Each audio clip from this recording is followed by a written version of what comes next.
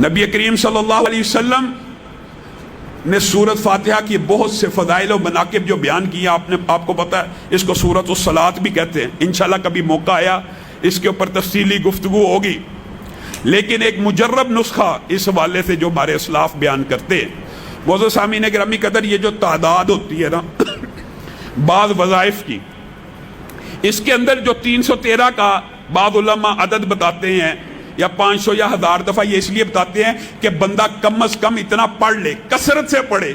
اگر تعداد نہ بتائی جائے لوگ پڑھتے نہیں ہیں، اور یہ جو تعداد ہوتی ہے نا یہ اصل میں رسول اللہ صلی اللہ علیہ وسلم سے ثابت نہیں ہوتی، یہ لوگوں کے ذاتی تجربات ہوتے ہیں۔ رسول اللہ سے بعض وظائف کی تعداد ثابت ہے، انشاءاللہ وہ بھی آپ کے سامنے رکھیں گے۔ سورت فاتحہ کے بارے میں ایک بڑا مجرب جو نسخہ ہے وہ آپ کو بتانا چاہتا ہوں۔ حافظ محمد گوندلوی صاحب رحمہ اللہ اور ہمارے اسلاف بیان کرتے ہیں کہ انسان کسی موذی مرض کا شکار ہو جائے، کسی بیماری کا شکار ہو جائے، تو اس کو چاہیے یا تو سورت فاتحہ کو 7 مرتبہ پڑھا کرے، 7 مرتبہ پڑھا کرے، یا سورت فاتحہ اکیلی کو 41 مرتبہ پڑھا اور اس کا دم کیا کرے، کہ پانی کے اوپر پڑھ کے یا اپنے اوپر براہ راست اس کا دم کر لیا کرے۔ یہ دونوں مجرب ترین وظیفے ہیں۔ اور مولانا عبدالستار حماد جو مفتی اعظم ہیں اہل حدیث کے، وہ خود بیان کرتے ہیں میں نے اپنی بیماری کے اندر سورت فاتحہ 7 مرتبہ، یہ بھی نوٹ کر لیں، سورت بقرہ کی پہلی 5 آیات 7 مرتبہ، آیت الکرسی 7 مرتبہ، اور چاروں کل آخری 7 مرتبہ پڑھے ہیں۔ میں نے آج تک کوئی گولی اور دوائی ڈاکٹروں کی نہیں لی۔ بزرگ ہو گئے، بزرگ، انہوں نے اپنی ہر بیماری کا علاج، جس طرح میرا اور آپ کا اعتماد دنیاوی دوائیوں کے اوپر اور حکماء کے اوپر ہوتا ہے نا، جن لوگوں کا توکل اللہ کے اوپر ایسا مضبوط ہو، جس طرح ہمارے شیخ عبدالستار حماد صاحب کا ہے، ان کو پھر ڈاکٹروں کی دوائیوں کی ضرورت نہیں رہتی۔ وہ خود بیان کرتے ہیں میں نے کبھی دوائی کھائی ہی نہیں، میں صرف یہ 7 چیزیں 7 مرتبہ پڑھتا ہوں، اللہ تعالیٰ مجھے ہر بیماری میں شفا دے دیتا ہے۔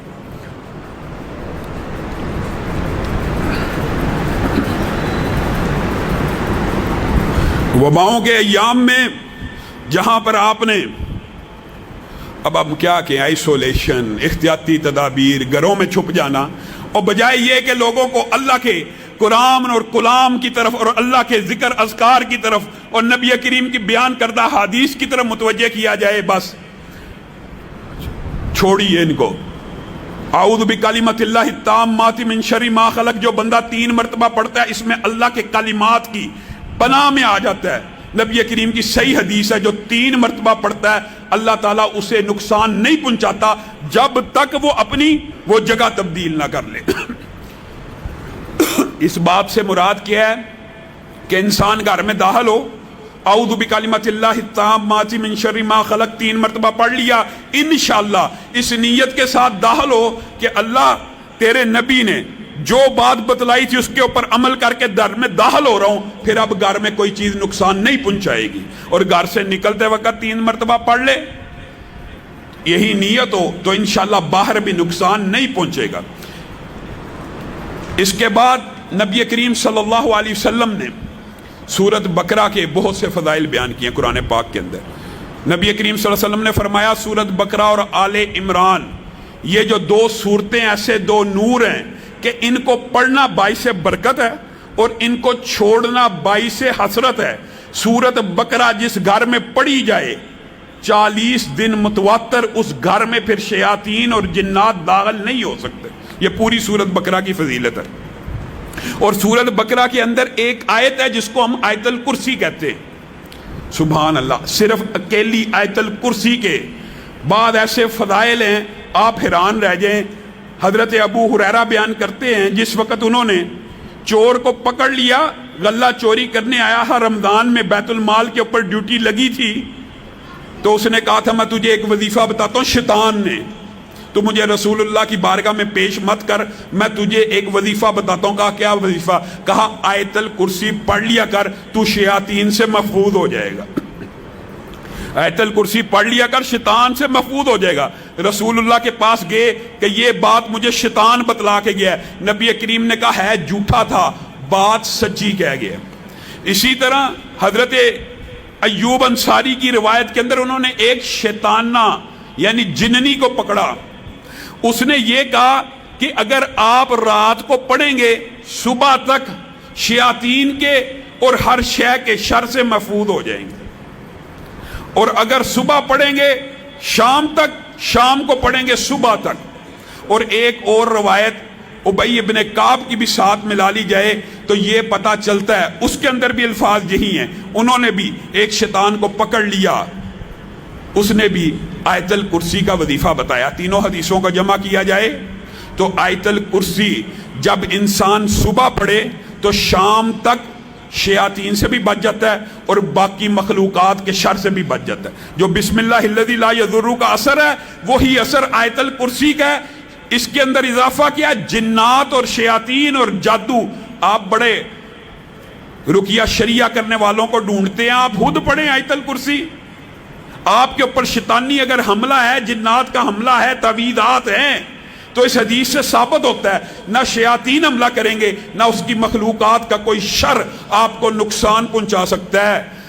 اور جب آپ بستر پہ جانے لگیں, ان احادیث میں سے ایک لفظ یہ ہے, کوئی بندہ بستر پہ جاتے وقت آیت الکرسی پڑھ لے تو آسمان سے اللہ رب العزت اس کی حفاظت کے لیے ایک فرشتہ نازل کر دیتے.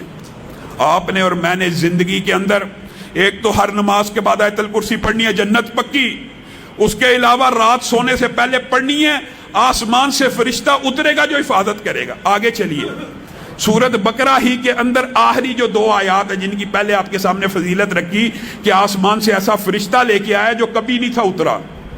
رسول اللہ صلی اللہ علیہ وسلم نے کہا یہ 2 آیتیں, جو صرف 2 آیتیں صبح آپ کے سامنے رکھا, 10 آیتیں پڑھنے والے کو غافلوں سے نکال دیا جاتا ہے.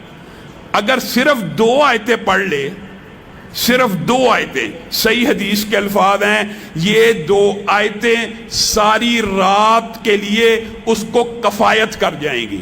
اب محدثین نے یہ جو کفایت کا لفظ ہے اس کی ٹرانسلیشن کی ہے. کفایت کر جائیں گی سے کیا مراد؟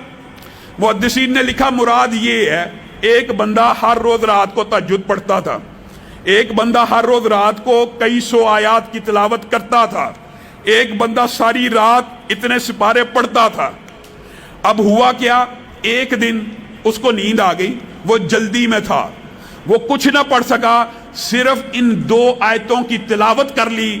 یہ آیتیں اس کو کفایت کر گئی کہ اس کے نامہ اعمال میں ساری رات کا قیام لکھ دیا جائے گا, جتنے وہ سپارے پڑھتا تھا لکھ دیے جائیں گے, جتنا وہ عمل کرتا تھا لکھ دیا جائے گا. اور دیگر محدثین نے یہ بیان کیا کفایت سے مراد یہ ہے کہ جمی بیماریوں کے, جمی مخلوقات کے شر سے اللہ اس کے لیے کافی ہو جائے گا صرف یہ 2 آیتیں پڑھ لینے سے. اور صحیح حدیث کے الفاظ کیا ہیں, جو بندہ یہ 2 آیتیں ہر روز رات کو پڑھتا ہے, کتنے دن؟ صرف 3 دن.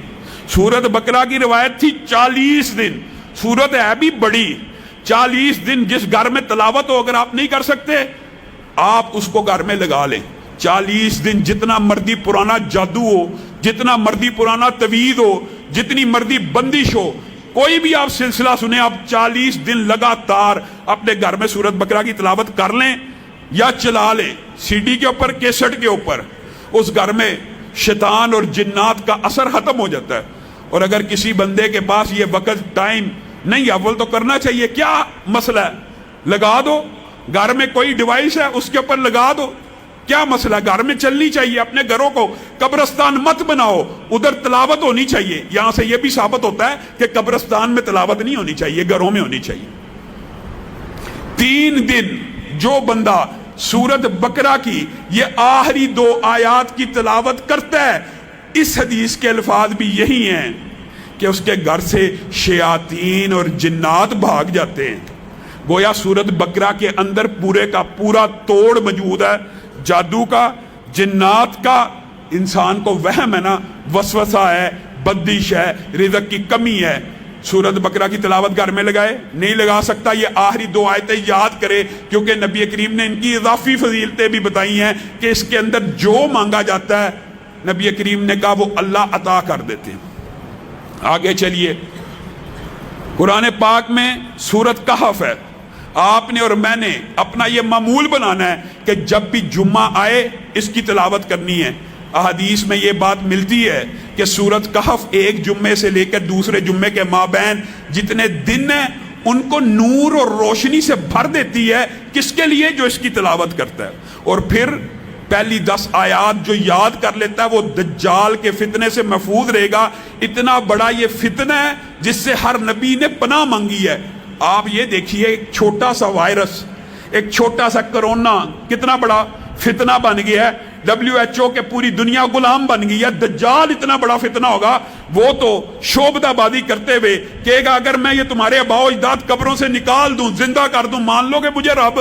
لوگ کہیں گے پھر تو واقعی رب ہوگا، اور وہ شعبدہ بازی سے اپنے ہرکاروں اور شیاطین کی مدد سے اپنے شیاطین کو ان کے والدین کی شکل دے کے قبروں سے زندہ کھڑا کر دے گا۔ اتنا بڑا فتنہ ہوگا، اور وہی شخص اس کے فتنے سے بچے گا جو سورۃ کہف کی پہلی 10 آیات پر حفظ کر لے گا نا۔ دجال آ بھی جائے اس کو صاف پتہ لگ جائے گا کہ یہ دجال ہے، یہ رب نہیں ہو سکتا۔ تو آپ سب اس کی یاد کی کرنے کی بھی کوشش کریں۔ اور جہاں تک تعلق ہے سورۃ یاسین کا، بعض لوگ یہ سمجھتے ہیں کہ سورۃ یاسین کی کوئی فضیلت نبی کریم صلی اللہ علیہ وسلم سے مروی نہیں ہے۔ یہ بات درست ہے، ضعیف حدیث ہے، لیکن ایک صحیح سند کے ساتھ سنن دارمی میں عبداللہ ابن عباس کا ذاتی فتویٰ موجود ہے۔ اور جب کوئی صحابی کسی ثواب کے بارے میں ذاتی فتویٰ دینا، وہ حکماً مرفوع ہوتا ہے۔ اس بات کا کیا مطلب ہے؟ اس بات کا مطلب ہوتا ہے صحابی اپنی طرف سے کسی صورت کی فضیلت اور منقبت بیان نہیں کرتا، اس نے لا محالہ یقینی طور پہ رسول اللہ سے سنی ہوتی ہے، بس وہ اس بات کو رسول اللہ سے منسوب نہیں کر رہا، وہ خود بیان کرنا شروع ہو گیا۔ اس کو جس بھی وجہ سے، اس نے کیا وجہ ہے کہ رسول اللہ کی طرف منسوب نہیں کی، یہ اللہ جانتا ہے۔ لیکن جب عبداللہ ابن عباس کہتے ہیں کہ سورۃ یاسین صبح پڑھنے والا شام تک اس کی برکات اور اللہ کی برکتوں میں گھر جاتا ہے، اور شام کو پڑھنے والا صبح تک اللہ کی برکتوں میں آ جاتا ہے، تو یہ حدیث، یہ روایت حکماً مرفوع ہو جاتی ہے۔ صحابہ اپنی طرف سے کسی عمل کا فضیلت اور اجر و ثواب نہیں بیان کرتے۔ اسی طرح بعض محدثین نے بیماریوں کے حوالے سے لوگ سوال کرتے ہیں، جو ڈپریشن ہے، جو انگزائٹی ہے، جس بندے کو نیند نہیں آتی، جو بندہ ساری رات بے چین رہتا ہے، اسلاف نے یہ بات بتلائی ہے اس کے لیے بہترین سورت نبا ہے۔ اما یتساءلون، یہ سورت پڑھے، اس سورت کو پڑھنا شروع کرے، اگر نیند نہیں آ رہی، نیند آنا شروع ہو جائے گی۔ اللہ رب العزت نے اس کے اندر یہ تاثیر رکھی ہے۔ سورتوں کے اور بہت فضائل ہیں، میں مختصر کر کے آپ کے سامنے رکھ رہا ہوں۔ اور سورت رحمان کے حوالے سے یہ تجربہ ہے، جتنے موذی امراض ہیں اس کے اوپر سورت رحمان کا دم کیا جائے، یا بندہ تلاوت کرنا شروع کرے یا سننا شروع کر دے، اللہ تعالیٰ اس کو شفا دیتا ہے۔ اور جو چاروں کل ہیں نا آخری، ان میں سے کل یا ایھا الکافرون اکیلے کی فضیلت کیا ہے؟ ایک مرتبہ پڑھنا۔ جس طرح قل هو اللہ 3 دفعہ پڑھنے سے پورے قرآن کا ثواب ہے، قل یا ایھا الکافرون 4 مرتبہ پڑھنے سے انسان کو پورے قرآن کا ثواب مل جاتا ہے۔ قل هو اللہ پڑھیے 3 دفعہ، بلکہ 10 مرتبہ پڑھیے، جنت میں محل بھی بنے گا، 3 سے اوپر قرآن پڑھنے کا ثواب بھی ملے گا۔ قل یا ایھا الکافرون 4 مرتبہ پڑھیے۔ یہ رمضان کی راتیں، ان کو ضائع مت کیجئے، یہ آخری عشرہ ہے، یہ فضائل ہیں، یہ ثواب کمانے کا سیزن ہے۔ بے شک قرآن کتاب ہدایت ہے، روشن ہدایت کے لیے، دستور کے لیے، آئین کے لیے، نظام کے لیے، نفاذ کے لیے، لیکن اس سے ثواب بھی حاصل کیا جا سکتا ہے۔ 4 مرتبہ قل یا ایھا الکافرون پڑھیے، 3 مرتبہ قل هو اللہ احد پڑھیے، اس کے بعد جو آخری معوذتین جن کو کہتے ہیں قل اعوذ برب الناس اور قل اعوذ برب الفلق، یہ بڑے مجرب ہیں۔ پھر وہی بات، جو بندہ جادو میں ہے، جنات میں ہے، کسی بھی قسم کے ان وسوسوں، وہم و شیطانی کسی بھی قسم کے وسوسے کے اندر پھنس جاتا ہے، یا اس کے بعد لوگوں نے یہ بھی بات اس بارے میں تجربہ بتلایا ہے کہ جن لوگوں کو شیطانی خیالات زیادہ آتے ہوں، یعنی جو راہ ہدایت سے خود محسوس کرتے ہوں کہ ہم اللہ سے توبہ کرتے ہیں پھر ہمارے اندر گناہ کی خواہش پیدا ہو جاتی ہے، وہ کیا کیا کریں؟ وہ یہ دونوں کل کثرت سے پڑھا کریں، اللہ تعالیٰ ان کی عبادت میں ایسی لذت پیدا کرے گا کہ وہ گناہوں سے دور ہو جائیں گے۔ تو ہمیں یہ کل پڑھنے چاہیے، خود رسول اللہ صلی اللہ علیہ وسلم کے لیے یہ اترے، اور رسول اللہ صلی اللہ علیہ وسلم نے اپنا علاج ان دونوں کلوں کو پڑھ کے کیا تھا۔ اللہ رب العزت جو کہا گیا، جو سنا گیا، اس کو سمجھنے